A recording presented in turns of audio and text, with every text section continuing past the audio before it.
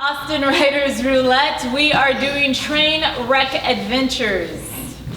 And our first rouletter is going to tell us a train wreck love story that takes place in a bar. Like, you put all those together, how can it go wrong? Please welcome Jason Hodge.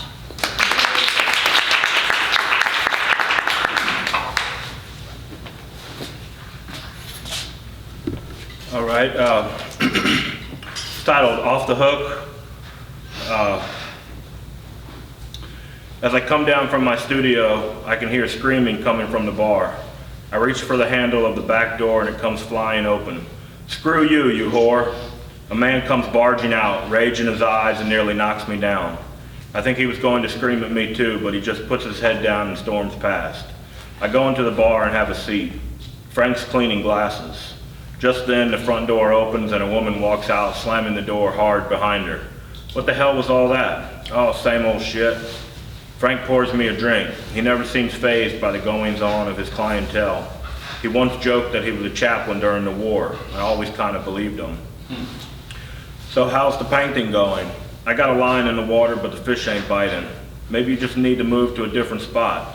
"You're probably right, but I like the view on this one." "You always say that." "Yeah, just before I wipe the whole thing down and start again." The man comes back in and has a seat at the booth on the far side of the bar. Frank brings him his drink. The front door opens and the woman is back. She's waving her hand in the air, her fist full of cash. "Is this what you want, you bastard? Now we're even." She throws the cash in his face. He mumbles something to her. I can't make it out, but she starts screaming. She picks up an empty glass from a nearby table and throws it at him. He ducks and it smashes on the wall behind him. Glass comes crashing down on his head. She then lunges for him and starts beating the hell out of him. Frank pulls her off and takes her out back to the courtyard. I don't know what he's saying to her, but they're gone for a long time. A couple guys come in and sit at the counter. I figure Frank's busy, so I get up and go behind the bar and take their order. "I'll have a pina colada." "No coconut, but I got rum and pineapple." "I'll have a dirty martini." "No vermouth and no olives, but I got gin and Sprite." They don't look too happy, but they take their drinks and pay. I put the money next to the register and take my seat. Frank comes back in. He looks exhausted and he pours himself a drink. A straight bourbon, but not as usual. He takes some from the top shelf. A few minutes later, the woman comes back in. She walks up to the man, takes a seat beside him, starts kissing him.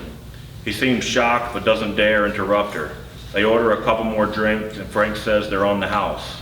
A few minutes later, she walks to the back and flips through the jukebox. She drops a few quarters in, and the music starts playing. She walks back up front and takes her man's hand and pulls him from the booth. They slow dance near the front window, and the light from the flickering street lamp shines down around them.